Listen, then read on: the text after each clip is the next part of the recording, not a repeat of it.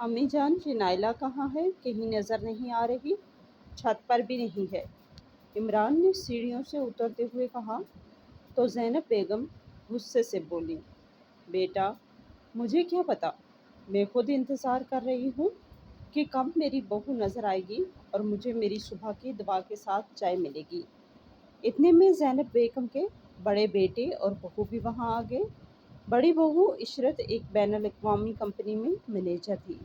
इसने अपने हाथ में ली हुई कागजात मेज़ पर पटकी और चलाई। ये घर है या कूड़ा खाना है? अम्मी जान, आपकी लाडली बहू ने आज हड़ताल कर दी है क्या? मेरा लैपटॉप का थैला कहाँ है? और बच्चों का दूध, सब कुछ बिखरा पड़ा है। मुझे जल्दी मीटिंग में पहुंचना है। और जहाँ सफाई तक नहीं हुई, तब छोटे बेटे इमरान ने कहा, अम्मी जान, अब आप ही बावर्ची खाने में जाकर हमारे लिए कुछ बना दीजिए। ये सुनकर ज़ैनब बेगम के पैरों तले से ज़मीन खिसक गई। मैं चाय बनाऊंगी इमरान? तुझे याद है आखिरी बार मैंने बावर्ची खाने का रुख कब देखा था? जब से तेरी शादी हुई है, नाइला बहू इस घर में आई है, तब से ही मैंने तो एक तिनका तक नहीं उठाया। और अब तुम चाहते हो कि मैं इस उम्र में पसीने में भीग कर रोटियां बेलूं? तब तक घर के तमाम बच्चे भी नीचे आ गए।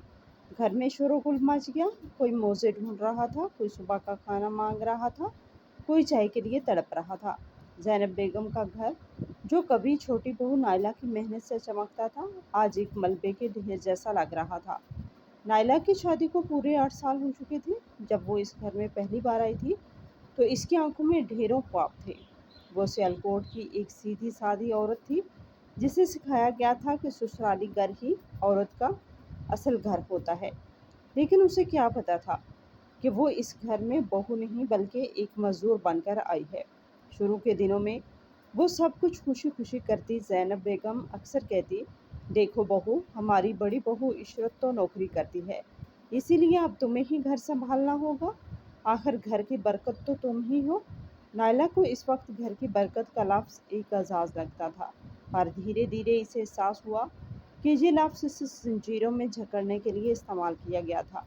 वो सुबह 5 बजे उठती, पूरे घर की सफाई करती, फिर सबके लिए मुख्तलिफ पसंद का सुबह का खाना तैयार करती। वो बगैर किसी शिकायत के सबका ख्याल रखती।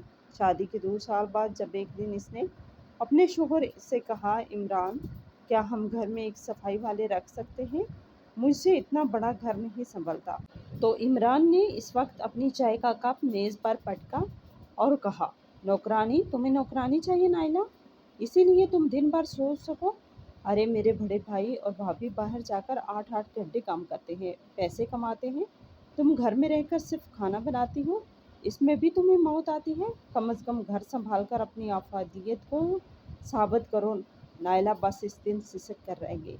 उसे समझ में आ गया कि इस घर में काम की कदर सिर्फ इस वक्त है जब वो पैसे कमाए। पसीने और थकन की जहाँ कोई कीमत नहीं थी। ज़ैनब बेगम का रवैया तो और भी जालमाना था। हर शाम जब सब खाने की मेज़ पर बैठते, तो वो नाइला की किसी मामूली गलती का पहाड़ बना देती। सुनो इमरान, आज तुम्हारी बीवी ने दाल में नमक ज़्यादा डाल दिया। मैंने इसे 1000 बार सिखाया है, पर इसके दिमाग में तो गोबर भरा है। इसके बाप ने हक में एयर कंडीशनर और वॉशिंग मशीन तो दी ही नहीं। सोचा था कम से कम अच्छी बेटी तो देगा, पर ये वो भी ना निकली।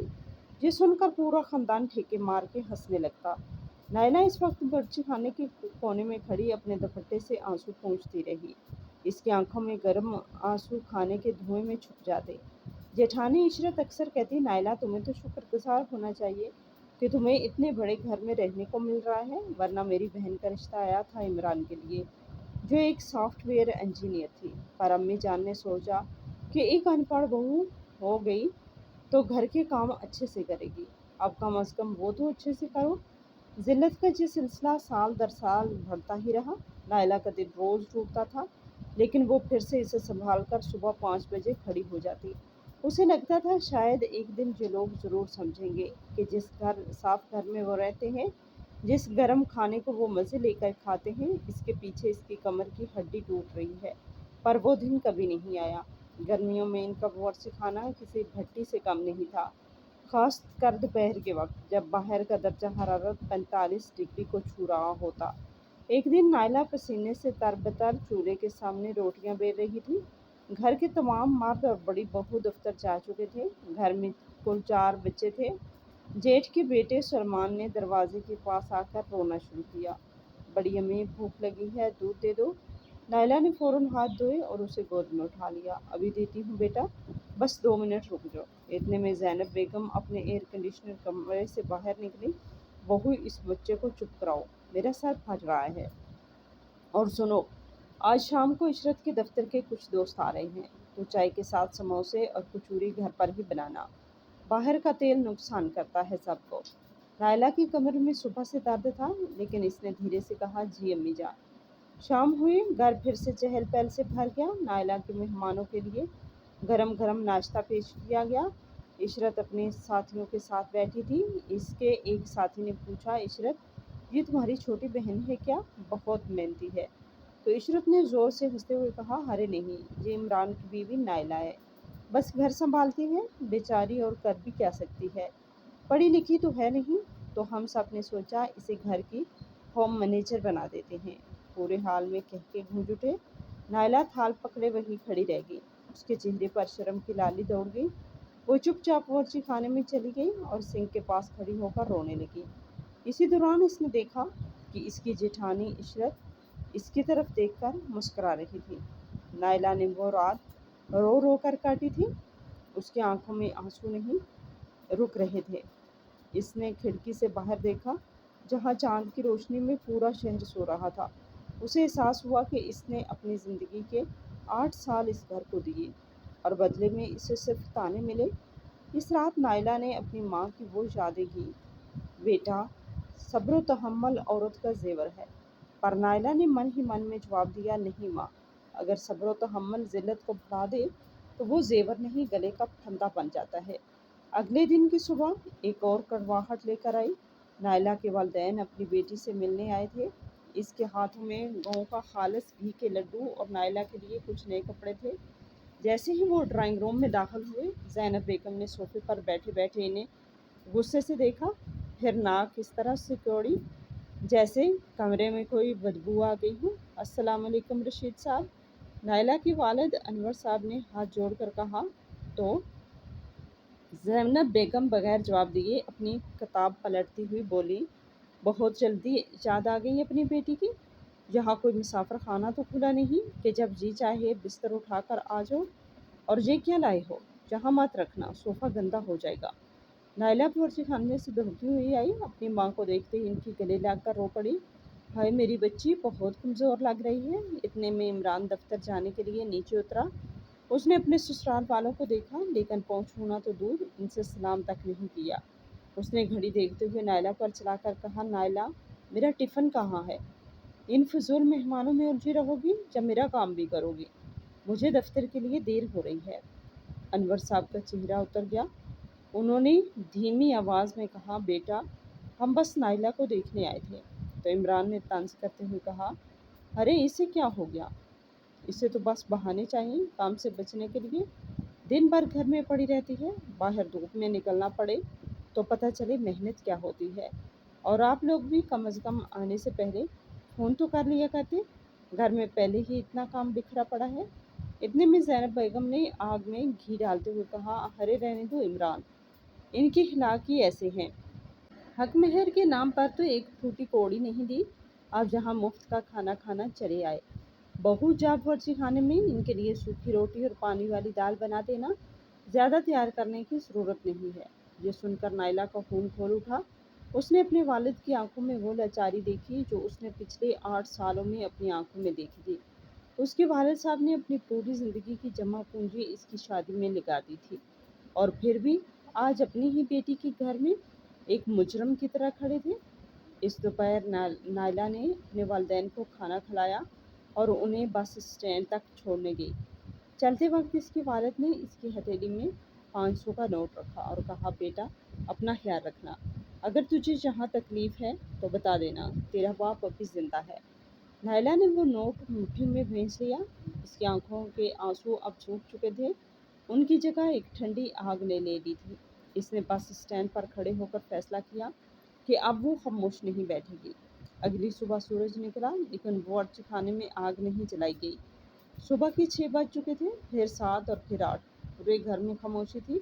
عام طور پر اس وقت تک نائلہ صفائی نپٹا کر کھانے کے تیاری میں لگی ہوتی تھی، لیکن آج وہ اپنے کمرے میں خاموش بیٹھی تھی۔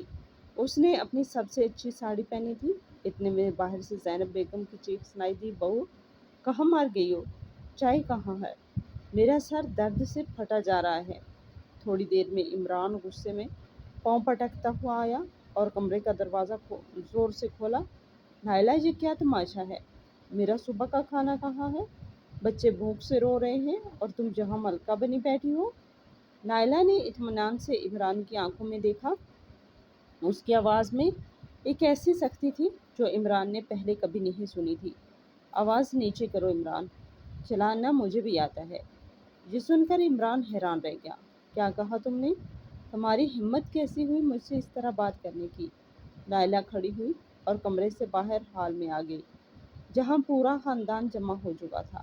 سب اسے ایسے دیکھ رہے تھے جیسے اس نے کوئی جرم کر دیا ہو۔ امی جان، نائلہ نے زینب بیگم کی طرف دیکھ کر کہا، آپ نے کل کہا تھا نا گھر میں کام ہی کیا ہے؟ اور عمران، تم نے کہا تھا میری حیثیت صفائی تک محدود ہے، تو آج میں نے سوچا جب گھر میں کوئی کام ہی نہیں اور میری حیثیت ہی نہیں تو آج سے میں کوئی کام نہیں کروں گی۔ اتنے میں بڑی بہو عشرت نے طنز کیا، اوہو ان پڑھ ملکہ، ہڑتال پر ہے؟ یہ ڈرامہ بند کرو۔ نائلہ، مجھے دفتر جانا ہے، جا کر میرا سینڈوچ بنا۔ نائلہ نے عشرت کی آنکھوں میں آنکھیں ڈال کر جواب دیا، بھابھی جان آپ تو مینیجر ہیں نا، مینجمنٹ تو آپ کو بہت اچھے سے آتا ہوگا، تو آج گھر کا مینجمنٹ بھی آپ دیکھ لیجیے۔ ویسے بھی آپ کہتی ہیں کہ میں دن بھر جہاں مفت کی روٹیاں توڑتی ہوں، تو آج سے وہ روٹیاں آپ خود توڑ لیجیے۔ زینب بیگم چلائیں، زبان سنبھال کر بات کر، بہو تو اس گھر کی بہو ہے، کام تو کرنا ہوگا۔ یہ سن کر نائلہ نے زور سے ہنستے ہوئے کہا، سچ میں امی جان؟ کیا واقعی آپ نے مجھے بہو سمجھا؟ اگر میں بہو ہوتی تو آج میرے والدین کا اس گھر میں ذلت نہ ہوتی۔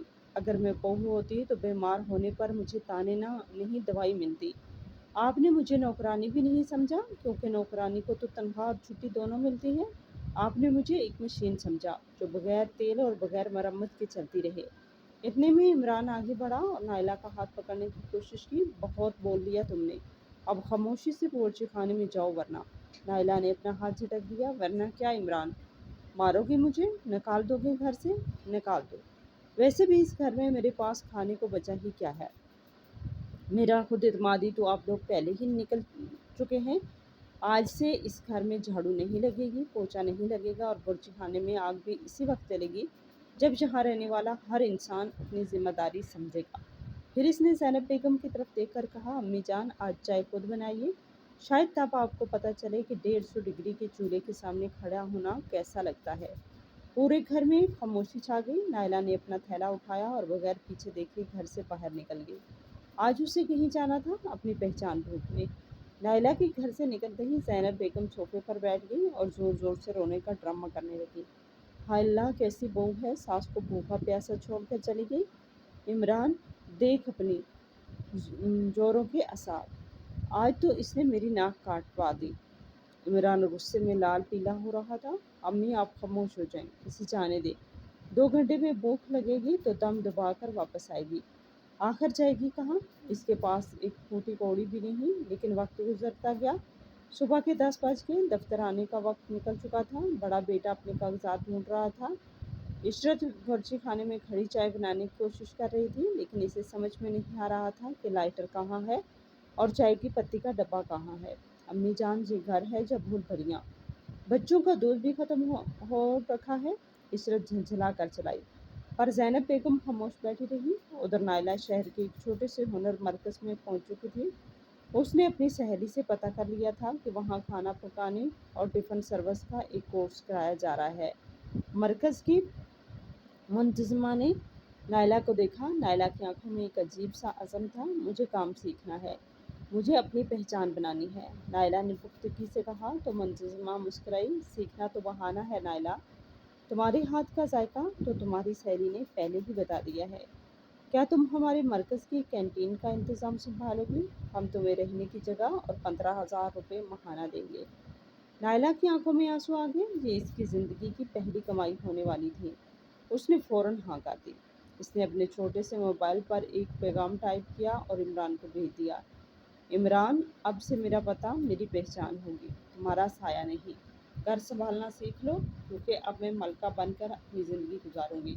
اس دن شام کے 7 بجے پورے گھر میں ایسی بدبو آ رہی تھی جیسے ہفتوں سے صفائی نہ ہوئی ہو۔ بچے بھوک سے رو رو کر سو چکے تھے۔ عمران دفتر سے تھکا ہارا لوٹا تو اسے لگا شاید نائلہ لوٹ آئی ہوگی اور گرم گرم کھانا میز پر ہوگا، پر وہاں تو خاموشی تھی۔ باورچی خانے میں عشرت اور زینب بیگم کے درمیان جنگ جاری تھی۔ بہو یہ سبزی جلی ہوئی کیوں ہے اور روٹیاں اتنی کچی؟ زینب بیگم چلائیں تو عشرت نے بیلن پٹک دیا۔ امی جان، میں دن بھر دفتر میں کاغذات نمٹاتی ہوں، یہاں کر روٹیاں بنانا میرے بس کی بات نہیں۔ اگر آپ کو اتنی ہی تکلیف ہے تو خود کیوں نہیں بنا لیتی؟ آخر آپ بھی تو اس گھر کی عورت ہیں۔ عمران بیچ میں کود پڑا۔ خاموش رہو تم دونوں، نائلہ کہاں ہے؟ اس نے پیغام بھیجا ہے کہ وہ واپس نہیں آئے گی۔ اتنے میں بڑے بیٹے نے ٹھنڈی سانس لی۔ عمران، آج مجھے احساس ہوا کہ ہم کتنے بڑے بیوقوف تھے۔ نائلہ صرف کھانا نہیں بناتی تھی، وہ اس گھر کی روح تھی۔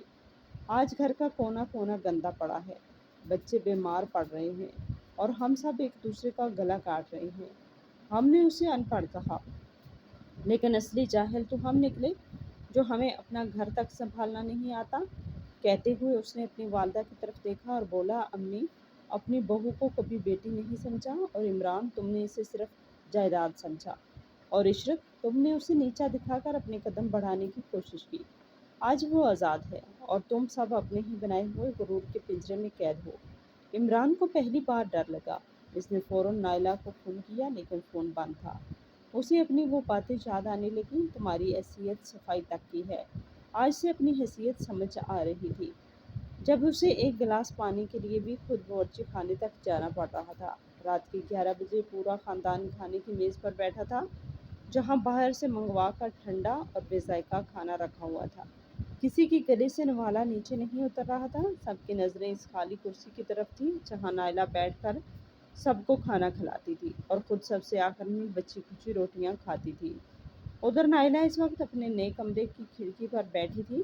اس نے اپنی ہتھیلی میں رکھے 500 کے نوٹ کو دیکھا جو اس کے والد نے دیا تھا۔ اس نے اسے چوما اور خود سے وعدہ کیا، اب پیچھے مڑ کر نہیں دیکھنا۔ شروعات آسان نہیں تھی۔ صبح 4 بجے اٹھ کر اسے منڈی جانا پڑتا تاکہ تازہ سبزیاں اور اناج لا سکے۔ اس نے ایک ٹفن سروس شروع کی۔ پہلے دن اس نے صرف 10 ٹفن بنائے۔ اس نے سوچا کہ شاید کوئی ان پڑھ عورت کے ہاتھ کا کھانا کیوں خریدے گا، لیکن جیسے ہی لوگوں نے اس کی بنائی ہوئی دال مکھنی اور لچھا پراٹھا چکھا، خبر آگ کی طرح پھیل گئی۔ شہر کے کام کاج کرنے والے لوگ جو روز ہوٹلوں کا مسالے دار اور غیر صحت بخش کھانا کھا کر اب اوب چکے تھے، انہیں نائلہ کے کھانے میں گھر کی مٹھاس ملی۔ بہن جی، آپ کے کھانے میں تو میری امی کے ہاتھوں جیسا ذائقہ ہے، ایک نوجوان سافٹ ویئر انجینئر نے ٹفن لیتے ہوئے کہا۔ تو نائلہ کی آنکھوں میں چمک آ گئی۔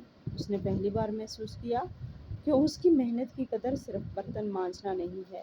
ایک مہینے کے اندر 10 ٹفن کی تعداد 100 تک پہنچ گئی۔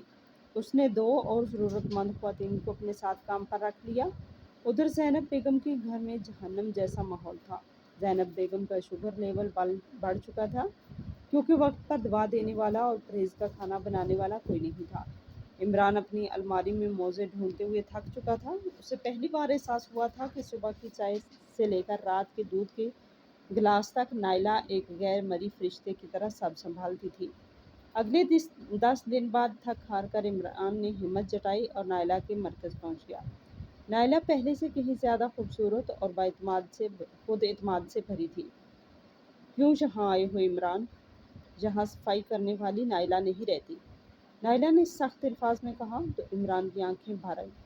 وہ گھٹنوں کے بل زمین پر بیٹھ گیا۔ نائلہ، مجھے معاف کر دے، میں نے تجھے جاہل کہا، لیکن اصلی جاہل تو میں ہوں جسے اپنی بیوی کی محبت اور محنت کی قدر نہیں ہوئی۔ گھر جہنم بن گیا ہے نائلہ، امی بیمار پڑ گئی ہیں، بچے تجھے یاد کر کے روتے ہیں، پلیز گھر واپس چلی جا۔ نائلہ نے پرسکون ہو کر اسے دیکھا۔ عمران، گھر جہنم اس لیے نہیں بنا کیونکہ میں وہاں نہیں ہوں، گھر جہنم اس لیے بنا ہے کیونکہ وہاں انسانیت نہیں ہے۔ تم نے مجھے ایک مفت مشین سمجھا۔ کیا تمہیں یاد ہے جب میرے والدین آئے تھے تو تم نے کیا کہا تھا؟ تم نے ان کی غریبی کا مذاق اڑایا تھا؟ عمران نے روتے ہوئے کہا، میں سب ٹھیک کر دوں گا نائلہ، میں امی سے بھی کہوں گا وہ تم سے معافی مانگے۔ نائلہ نے پختگی سے کہا، معافی الفاظ سے نہیں کردار سے دی جاتی ہے۔ میں گھر واپس آؤں گی لیکن میری اپنی شرائط پر۔ اب میں صبح 5 بجے اٹھ کر سب کی غلامی نہیں کروں گی۔ گھر کے کام میں سب کو ہاتھ بٹانا ہوگا۔ امی جان کو بورچی کھانے میں میری مدد کرنی ہوگی، عشرت بھابھی کو بچوں کی ذمہ داری لینی ہوگی اور تمہیں مجھے ایک آزاد عورت کے طور پر قبول کرنا ہوگا۔ عمران نے سر جھکا لیا، مجھے تمہاری ہر شرط منظور ہے، بس ایک بار گھر لوٹو۔ تو نائلہ نے اسے ایک ٹفن تھمایا اور کہا، یہ لو آج کا کھانا، کل میں گھر آؤں گی لیکن بہو بن کر نہیں، نوکرانی بن کر نہیں۔ اگلے دن جب نائلہ نے اپنے سسرال کی دہلیز پر قدم رکھا تو ماحول بدلا ہوا تھا۔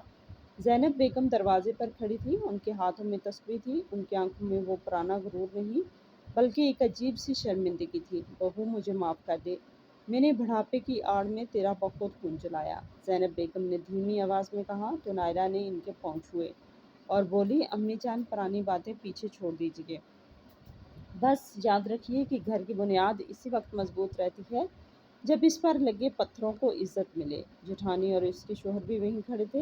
عشرت نے آگے بڑھ کر نائلہ کو گلے لگاتے ہوئے کہا، نائلہ مجھے فخر ہے تم نے جو کر دکھایا وہ میں بھی اپنی MBA کی ڈگری میں نہیں کر پائی۔ ہاں تم نے ہمیں انسان بننا سکھایا۔ اس رات گھر میں پھر سے کھانا بنا لیکن اس بار نائلہ اکیلی نہیں تھی۔ عمران سبزیاں کاٹ رہا تھا، فیصل میز لگا رہا تھا اور زینب بیگم پاس بیٹھ کر نائلہ اور عشرت کو اپنی پرانی ترکیبیں بتا رہی تھی۔ 8 سال بعد آج واقعی اس گھر میں سکون آیا تھا کیونکہ اب وہاں کوئی درجہ بندی نہیں تھی، ہر ایک کی محنت کو اس کی جگہ مل چکی تھی۔ تو دوستو، نائلہ نے اپنے حق کے لیے قدم اٹھا کر صحیح کیا یا غلط؟ اپنی رائے ہمیں ضرور بتائیں اور ہمارے چینل کو سبسکرائب لازمی کریں۔